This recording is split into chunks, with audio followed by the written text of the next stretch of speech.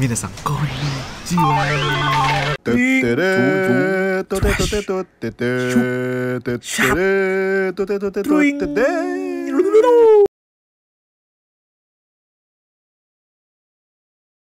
Oke guys, jadi di video kali ini aku mau ngobrol sama Kak Gita Savitri. Jadi Kak Gita Savitri ini adalah seorang YouTuber sekaligus pelajar yang kuliahnya di Jerman. Dan kali ini aku mau ngobrol dengan tema besar pendidikan bareng Kak Gita. Jadi mari kita mulai ngobrol-ngobrol sama Kak Gita, oke? Oke guys, sudah terhubung dengan Kak Gita di Jerman. Oke, halo Kak. Halo. Ini karena tag kedua agak gawat. Tadi udah take pertama guys, kameranya nggak nyala ternyata. Emang suka kayak gitu. Jadi di Jerman jam 2:30 siang, ya. Di Betul. Jepang sekarang jam 10:30 malam. Mantap. Betul. Oke. Dan jadi, kita hari ini mau ngomongin tentang pendidikan. ngomongin tentang pendidikan ya guys ya. Karena Kak Gita ini cukup vokal gitu. Kayak di Instastory kemarin aku lihat bahas tentang pendidikan juga. Jadi aku tertarik untuk ngobrol bareng lah sama Kak Gita. Kebetulan juga kan aku kan di Jepang ya, Asia. Kalau Kak Gita kan di Jerman, Eropa. Jadi mungkin kita bisa ngomongin tentang pendidikan. Dan bisa Ya. sharing-sharing juga sama Bisa kalian sharing-sharing yang menonton. Anjay. Mantap jiwa. Kita ngobrol santai ya Kak, santai. Oke. Jangan terlalu serius kayak di WA. Oke. Oke, kita mulai dengan topik yang paling mungkin sering dibahas sama orang. Apakah nilai itu penting gitu? Banyak orang yang bilang nilai nggak menjamin kesuksesan gitu. Nilai Betul. tinggi belum tentu dapat kerja gitu. Sedangkan aku Betul. nilainya rendah bisa dapat kerja gitu. Nah, gimana Kak buat Kakak? Sebenarnya kalau ini ngomongnya aku, kamu, atau gue, lu nih? Kalau di Bebas. channel, yaudah, Bebas. gue aja kali ya. Kalau menurut gue sih sendiri nilai itu penting nggak penting sih. Dia penting karena menjadi parameter how well did you study dan Yes. seberapa bagus lo ketika memahami suatu pelajaran, walaupun lo bisa nyontek gitu ya, walaupun ya itu semua tergantung, cuma itulah salah satu parameter di sekolah. Tapi kalau untuk di masa depannya udah pasti ada banyak faktor lain lah yang bisa bikin orang menjadi sukses, dan takaran sukses orang-orang itu kan berbeda-beda dan maknanya luas sih. Terus waktu itu kan tadi Jerome sempat cerita bahwa katanya di Twitter ada yang ngebahas soal IPK ya katanya. Iya, IPK, bener. Nah, itu juga menurut gua tidak bisa menjadi takaran sih, karena kalau dari mencari kerja kan kebetulan gua sudah bekerja. Kalau dari pengalaman gue itu IPK bukan satu-satunya, walaupun itu juga mungkin dilihat sebagai kayak jadi tempat eliminasi pertama gitu. Ya. Tapi dilihat juga pengalaman yang udah dilakuin, terus soft skillnya apa, terus ketika interview tuh kita punya apa sih kesannya gitu kan, si orang interviewer ini ngeliat kita seperti apa gitu. Jadi ada banyak banget faktor eksternal sih menurut gue selain IPK atau nilai. Oke. Setuju banget. Dan kalau menurut aku sih Kak ya, maksudnya sebenarnya nilai itu kalau misalnya benar-benar bisa merepresentasikan skill seseorang atau pemahaman seseorang itu penting banget gitu. Sekarang contohnya mau ke dokter nih, kita dikasih pilihan dokter yang IP-nya 4 sama dokter yang IP-nya 3 misalnya. Kita sudah secara otomatis akan IP-nya 4 karena nilai ya melambangkan skill itu gitu kan. Apa ya? Beda kasusnya kalau misalnya nilai itu bisa dicapai dengan cara curang gitu, atau enggak ujiannya itu nggak ada hubungannya sama skill itu gitu. Jadi nilai Betul. itu jadi apa ya? Jadi abstrak gitu, nggak bisa dipakai. Karena mungkin nilainya tinggi tapi skillnya nggak ada sebenarnya, ya kan? Betul. Dan untuk pekerjaan tertentu gitu, menurut aku nilai itu penting banget sih untuk pekerjaan tertentu ya. Contohnya? Contohnya dokter, engineer, Terus? gitu. Iya. Engineer. Kalau engineer salah ngitung juga itu kan Iya, pasti bener. iya kan, iya kan. Nah ujiannya kan ngitung. Betul. Ya, ujiannya kan ngitung. Nah ujiannya itu kan ilmunya bakal kepake di dunia pekerjaan gitu. Dan soal ini juga sih, kalau ke poin dimana yang buat apa belajar ini, buat apa belajar itu. Kalau setelah gue nih melihat, gue setelah sudah keluar dari sekolah dan universitas, belajar itu memang parameter hasil akhirnya itu adalah nilai, tapi prosesnya itu juga penting banget sih. Pas kita belajar itu kan ada yang kita gaining ya, kayak misalnya bener. kita gaining time management, terus kita gaining jadi belajar apapun itu, kayak misalnya gue belajar kimia, oke, gue gaining ilmu dan at the end of the day gue ujian dan gue butuh nilai itu. Tapi at the same time gue jadi belajar untuk gimana caranya berpikir kritis gitu, gimana caranya merumuskan masalah gitu. Itu yang sering kita lupain. Tapi Bener gue nggak menyalahkan sih Jer kenapa orang-orang akhirnya melupakan itu, karena kalau kita berkaca pada Indonesia, at least di observasi gue dan pengalaman pribadi gue, kita sebagai pelajar pun juga yang di-emphasize itu memang selalu nilai. Ya. Hal-hal yang kecil-kecil itu yang nggak kelihatan itu memang kesannya itu tidak penting gitu, padahal itu juga penting. Dan guru-guru pun juga sepertinya agak-agak lupa juga sih untuk ngingetin ke kita, guys ini tuh sebenarnya belajar dan ujian dan segala macam proses yang lo dapetin di sekolah ini tuh nggak cuma buat nilai doang loh gitu, ada hal penting yang akan lo pelajarin gitu sih. Tapi kayaknya menurut aku Kak, kalau misalnya yang masalah nilai itu gak cuma di Indonesia ya, kayaknya di Asia itu condong ya, kayak misalnya Cina, Jepang, Korea itu kan ada ujian yang bener-bener apa ya, sampai orang mati-matian untuk itu gitu, dan itu kan nilai gitu, nilai, ujung-ujung nilai. Dan bahkan kalau di Jepang sendiri di universitas pun masih di-emphasize ya nilai itu ya. Kalau di Jepang sendiri lucunya itu, jadi mereka itu langsung kebagi dua Kak. Abis S1 itu mau kerja atau mau S2, dan itu beda banget orangnya, tipe orangnya. Yang mau langsung kerja, kayak pas masuk kampus itu nggak terlalu belajar. Iya, nggak terlalu ngejar nilai lagi gitu. Tapi kalau misalnya untuk yang mau S2, belajarnya gila-gilaan sih, karena untuk lanjut ke S2 itu butuh IP gitu. Dan sulit juga masuknya, walaupun itu S2. Sulit. Ya, sulit, lumayan sulit. Dan aku setuju banget sama Kak Gita tadi, yang sebenarnya di sekolah itu kalau cuma untuk nilai, rugi kan. Maksudnya nggak cuma nilai gitu, time management, mental. Betul. Terus apalagi kalau misalnya ada pelajaran yang kita nggak suka gitu. Tapi betul. Ya di situ mental kita diuji gitu loh. Kalau ada sesuatu yang kita nggak suka atau yang kita nggak bisa, apakah kita menyerah atau kita bakal terus berjuang gitu loh. Dan sebenarnya kayak melalui proses itu loh belajar banyak Kak, ya kan Kak? Tapi gue tuh ya Jer, gue baru sadar akan hal-hal seperti itu tuh pas gue udah selesai sekolah loh. Jadi gue sebenarnya agak menyesal juga kenapa gue pas sekolah itu gue nggak bisa mencoba melihat itu dari perspektif lain gitu. Dan ngerti sih, karena yang tadi kayak poin yang gue bilang tadi, gue ngelihat guru-guru gue, terus teman-teman gue itu semua emphasizingnya ke nilai gitu. Nah sedangkan gue kan pas sekolah dulu itu sangat pemalas ya orangnya, karena karena gue tidak merasakan kenikmatan gitu, tidak tertarik sama sistem yang ada di sekolah gue itu gitu, karena kan sangat belajar sekali ya, tipikal sekolah negeri. Sangat belajar, terus nilai, gue jadi kayak nggak merasa funnya gitu loh. Nah jadi dengan orientasi dan cara pendekatan belajar seperti itu, jadi gue kayak ngerasa ya elah ini kok nggak sesuai ya gitu sama gue gitu. Jadi akhirnya gue jadi pemalas dan nilai gue jelek akhirnya gitu. Dan balik lagi, nggak ada yang bisa untuk bikin gue mikir lebih dalam gitu, even orang tua sih, karena orang tua gue juga kan ya tipikal orang tua yang lahir di tahun 60-an, mereka juga nilai banget, pokoknya emphasizingnya lo UAN harus bagus gitu, terus harus masuk ke universitas negeri gitu-gitu, jadi ya balik lagi ke nilai gitu. Sama itu juga sih Jer, setiap manusia itu kan kepintaran mereka berbeda-beda ya. Bener banget. Ada yang pinternya akademis, eksak atau akademis pun ya tergantung subjek yang mereka sukai dan mereka tertarik gitu kan.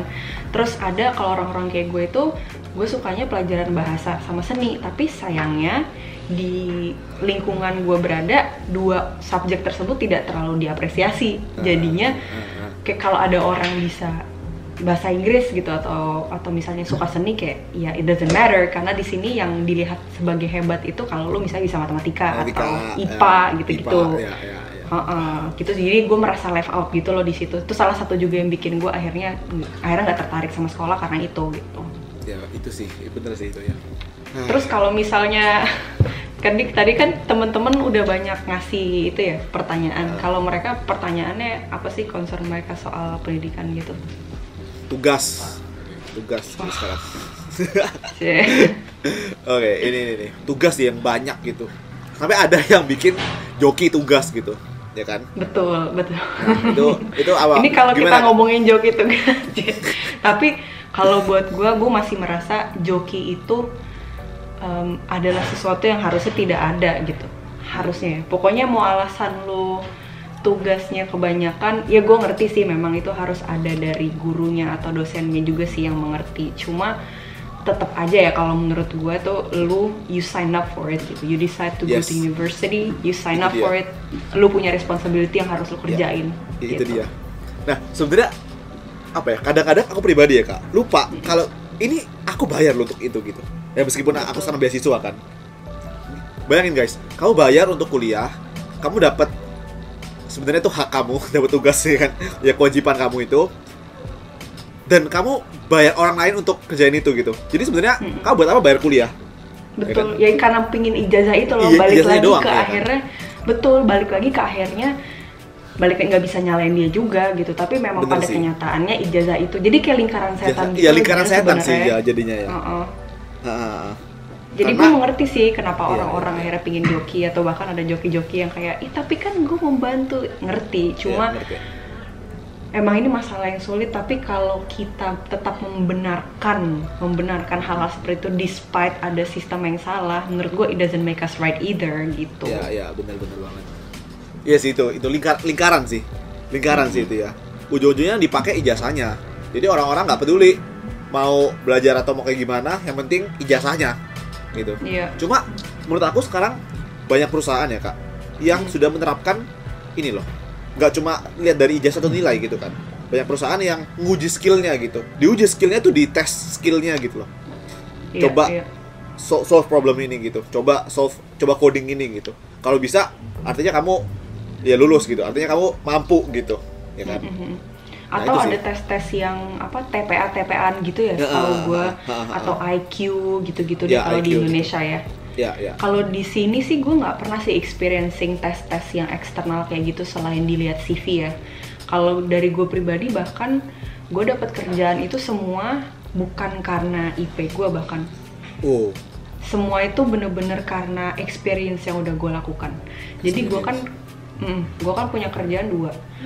Gue dulu di hire pertama kali dapat kerjaan jadi freelance auditor gitu, technical auditor, dimana gue harus company visit ke pabrik-pabrik perusahaan, misalnya dia di industri food and beverages atau pharmaceutical atau kayak raw materials misalnya buat kosmetik. Nah gue tuh mesti ngeliat gimana prosesnya. Nah mostly kan emang orang-orangnya kalau mau yang cocok sama industri seperti itu dari food technology kan, tapi gue bukan orang food technology, gue orang chemistry.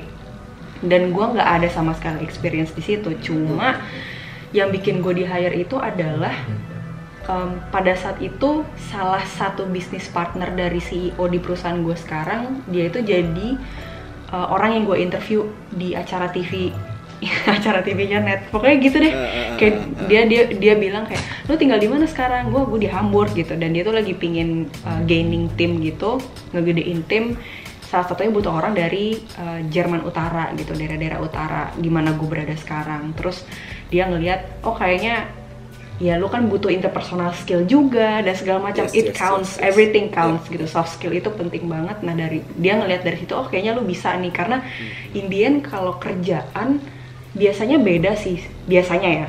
Kalau generally speaking itu beda sama apa yang lu pelajarin di kuliah, betul. Betul. You start from the beginning gitu, lu belajar lagi. Jadi asalkan lu punya basicnya gitu, lu bisa menangkapnya, terus lu willing untuk belajar lagi, lu akan dapat aja sih kerjaan regardless. Nah itu dia.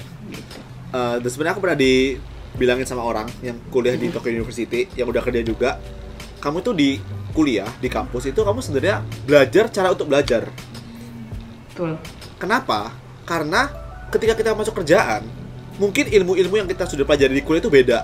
Tapi ketika kita sudah masuk kerjaan, kita harus beradaptasi dengan cepat gitu. Harus belajar ilmu-ilmu yang untuk kerja itu harus belajar dengan cepat. Nah, gimana cara belajar dengan cepat itu? Kamu pelajari di kampus. Kalau misalnya di kampus kamu aja nggak bisa, di kerjaan kamu pasti akan susah gitu, ya kan? Bener. Ketika di kampus tugas-tugas kita kasih ke orang lain atau kita ujian ya misalnya nggak malas belajar atau pakai cara curang, ya ujung-ujungnya kita sendiri yang rugi sebenarnya gitu. Oke, mungkin nilai kita tinggi, tapi nanti pas masuk kerjaan gimana gitu? Kita nggak punya skillnya, kita nggak bisa belajar gitu. Ya kita sendiri yang rugi sih gitu. Virtue yang lain lagi yang menurut gue penting adalah problem solving sama punya inisiatif. Itu gue ngeliat penting banget di kerjaan. Jar, tapi gue pengen nanya sama lo. Oke. Lo kan sekarang masih kuliah. Lu ada ketakutan nggak sih untuk akhirnya menyongsong dan menghadapi dunia kerja?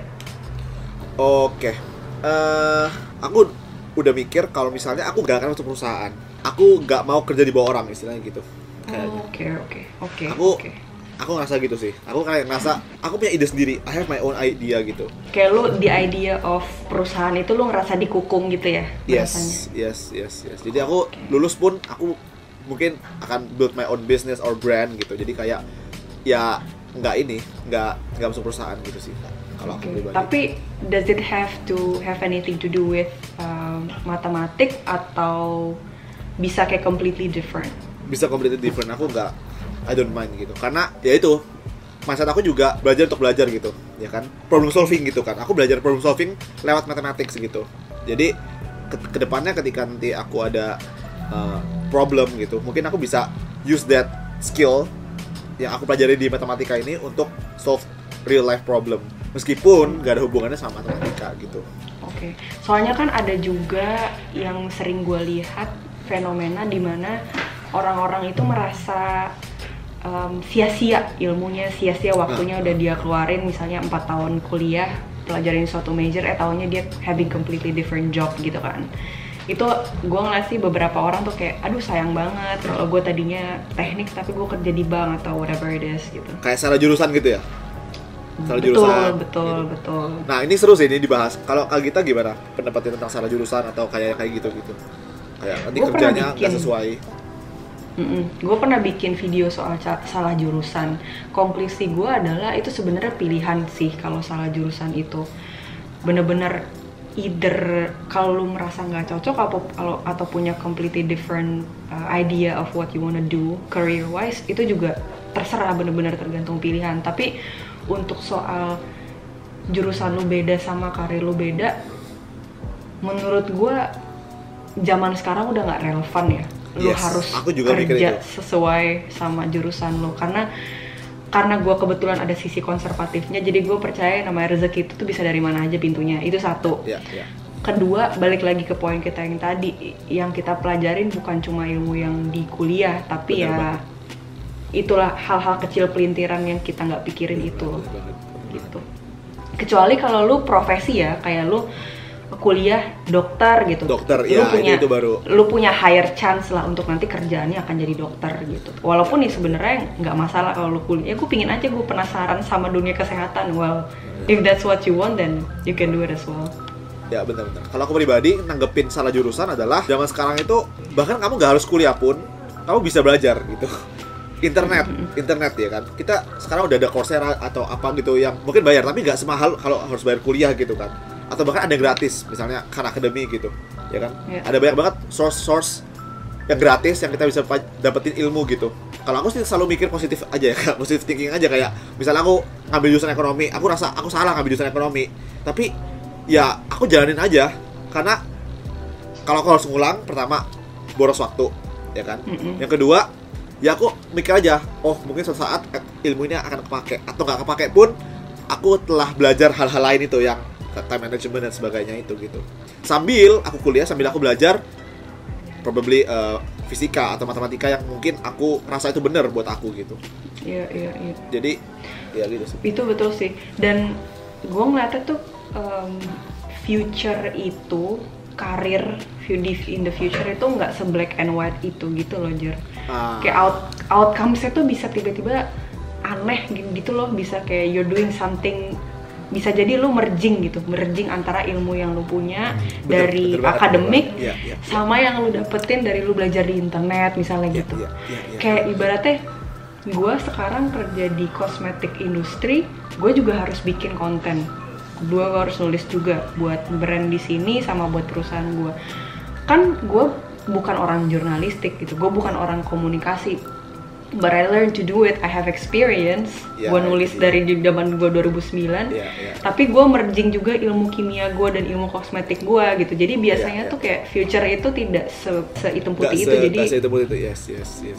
Setuju banget sih. Jadi kayak nggak usah khawatir sih sebenarnya. Dan nggak perlu nggak perlu terlalu mikir bakal sia-sia gitu loh ilmunya. Meskipun kerjaannya beda gitu. Suatu saat nanti kita nggak tahu kapan, mungkin aja ilmu itu akan kepake gitu. Iya betul. Gitu sih. Tapi Jar, lu tuh dulu pas di sekolah udah emang kepikiran mau kerja sendiri atau lu baru kepikiran kerja sendiri baru sekarang setelah akhirnya nyemplung di dunia digital? Setelah sekarang sih. Setelah sekarang. Oke. Dulu awalnya aku mau kerja di Google gitu. Mau kerja di Google Google, mana nih? mau kerja di perusahaan-perusahaan besar lah istilahnya dulu. Terus Oke. sekarang aku kayak mulai pengenal entrepreneurship gitu, mulai bikin YouTube kan juga dan sebagainya, mulai merasa oh iya, kayaknya aku lebih cocok ini gitu. Tapi yang Kak Gita bilang tadi bener banget sih, kayak kita harus coba banyak hal selama kita sekolah atau selama kita kuliah ini, karena bisa aja hal yang kita coba ini yang mungkin sekunder gitu ya, yang mungkin sekarang itu kita merasa nggak terlalu penting atau mungkin cuma hobi kita, suatu saat nanti itu bakal kepake banget gitu. Betul sekali. Yes. Jadi coba yang banyak gitu guys. Betul, dan jangan ngerasa buang-buang waktu sih. Oke, ini juga ada yang nanya Kak, berorganisasi selama kuliah atau sekolah itu penting nggak sih? Kalau menurut lu gimana? Kalau aku Ngelempar pertanyaan. Kalau aku pribadi, aku jujur aku nggak ikut organisasi selama sekolah. Ikut kayaknya cuma sekali deh.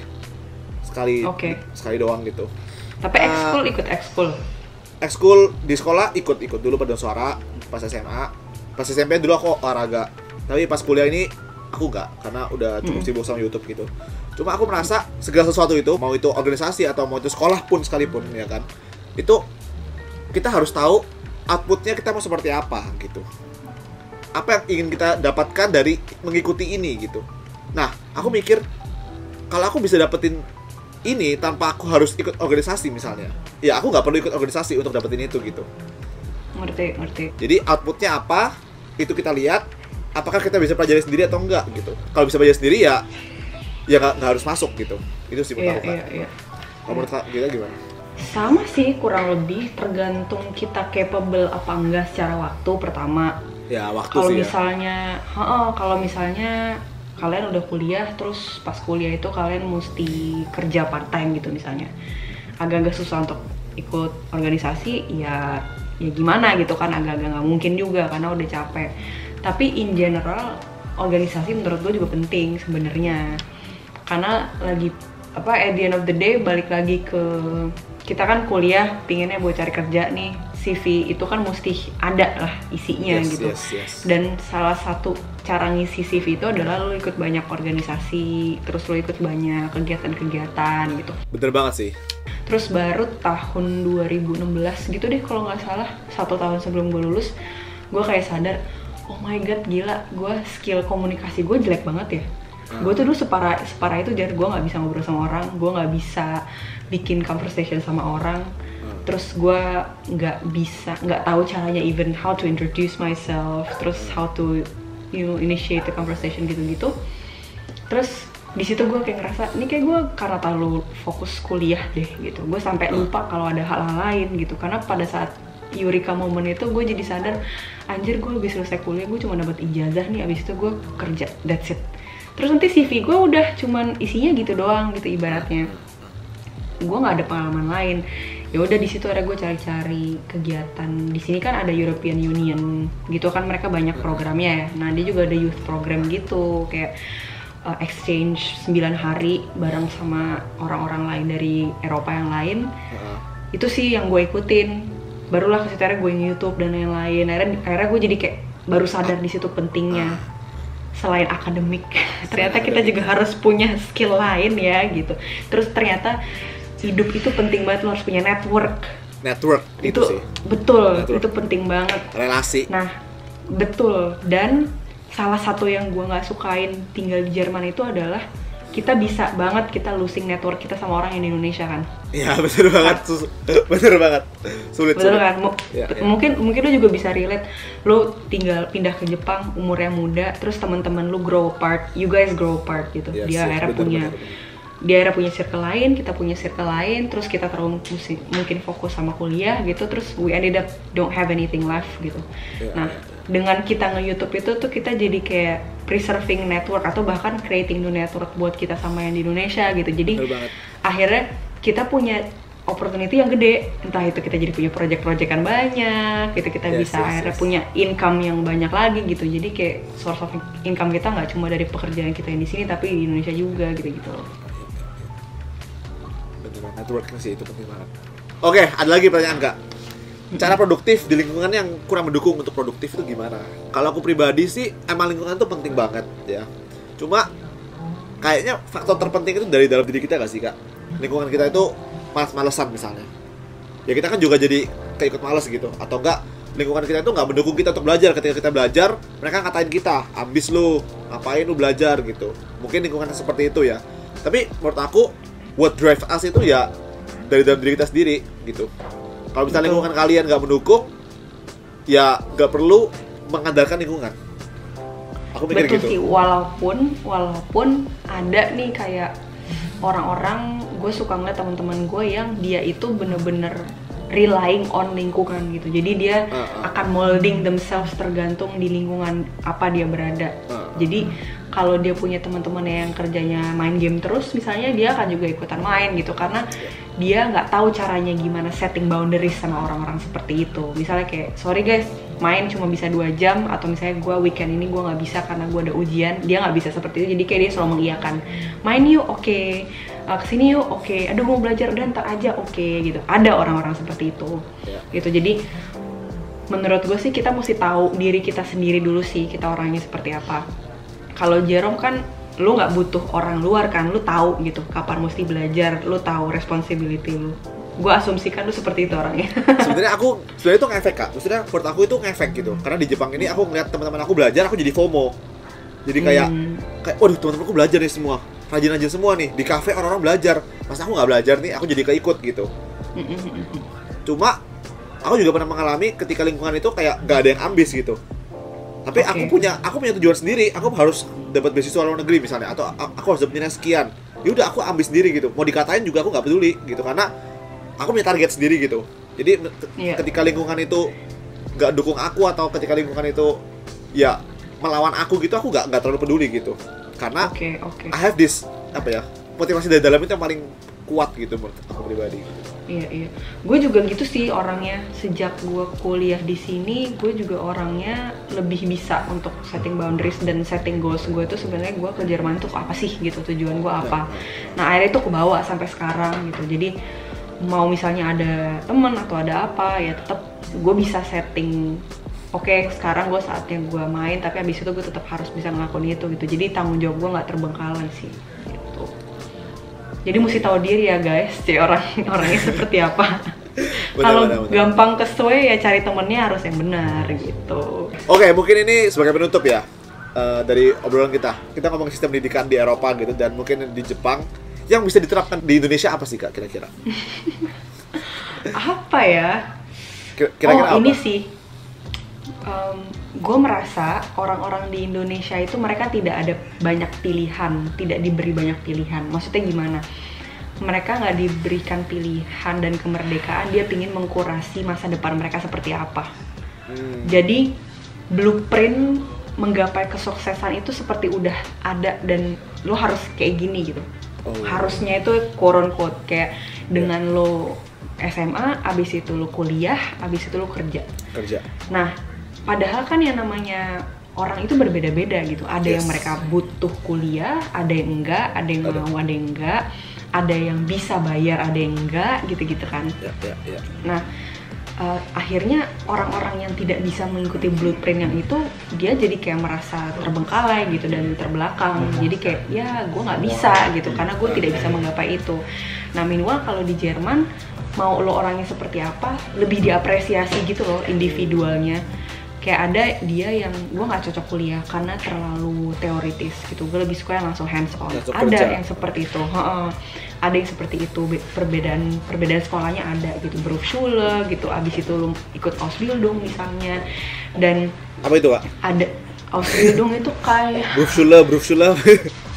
Berufsschule itu kayak sekolah SMK ya. Oke. Kayak SMK.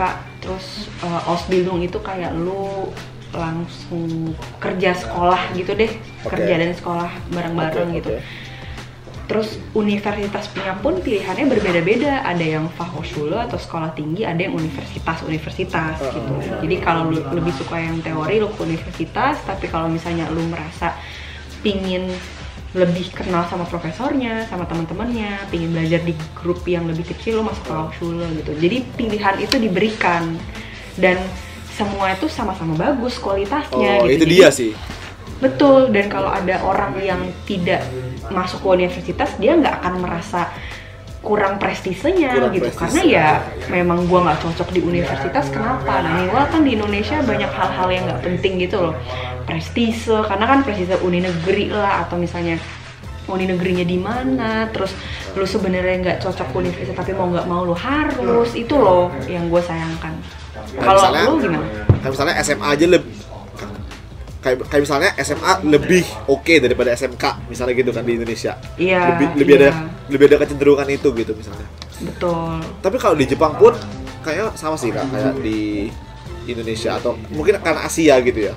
Kayak ya semua teman-teman aku mindsetnya itu sih, SD, SMP, SMA yang cari sekolah terbaik, kuliah yang terbaik, kerja gitu sih. Lebih ke situ sih. Kayaknya Asia deh. Itu. Iya, kan jadinya kayak apa ya, ada banyak unnecessary pressure gitu yang dihadapin sama orangnya, karena mereka ya terkukung kayak harus terlalu sering diselap sama realita gitu. Mereka nggak diberikan kemerdekaan untuk jadi diri dia sendiri. Akhirnya ibaratnya gini loh, kayak monyet tapi lu suruh berenang gitu, atau lu gajah lu suruh naik pohon, ya susah lah gitu kan. Bener-bener. Atau burung lu suruh berenang, ya nggak bisa. Lu nggak menselebrasi keunikan dari individunya masing-masing, itu yang gue sayangkan dari negara kita ya. Kalau aku sih dari Jepang yang aku bisa ambil itu sih pendidikan moral sih Kak. Kayaknya di Indonesia the best sih.